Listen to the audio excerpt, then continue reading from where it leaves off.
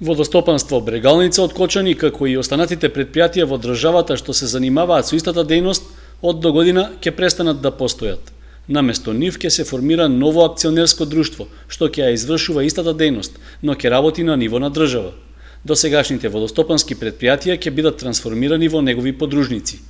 Таква новина е соопштена од страна на владата после неколкумесечни испитувања и консултации околу ефикасноста и рентабилноста од работењето на правните субјекти што се грижеа за водоснабдување на земјоделските површини. Оно што е цел со формирањето на акционерското друштво Водостопанство на Република Македонија е сериозно да се подобри степенот на давање на услуги кон самите земјоделци, да се обезбеди стручен кадар кој што ќе биде постулат, односно кој што ќе биде основа врз основа на која што ќе се реализираат овие инвестициски циклуси, стручни лица кои што ќе знаат како да ги ползуваат овие обемни средства кои што владата на Република Македонија ќе ги инвестира во оваа област со цел да се задоволат најквалитетно потребите на земјоделците.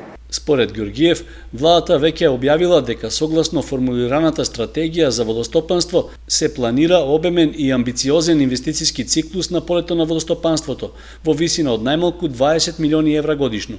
Парите би се искористиле за модернизација и развој, што најефективно и продуктивно би можело да се реализира преку едно централизирано оперативно тело.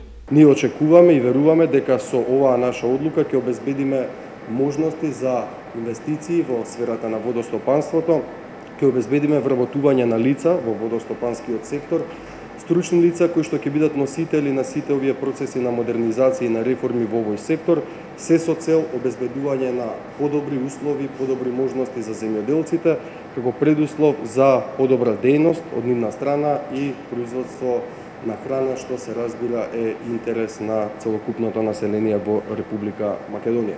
Согласно проценките на Бирото за судски вештачења, било утврдено дека постојат 3 групи на постоечки водостопанства, категоризирани согласно нивната продуктивност, и тоа водостопанства кои остваруваат позитивни резултати и работат со добивка. Такви се водостопанствата во Скопје, Битола, Прилеп и Радовиш. Во втората група се водостопанства кои остваруваат добивка, но кои треба да преземат активности за подобрување на наплатата, каде се водостопанските предпријатија од Куманово, Кочани, Кавадарци и Струмица. Во третата група се водостопанства кои покажуваат послаби резултати, а овде се водостопанствата во Берово, Гостивар, Гевгелија и Ресен.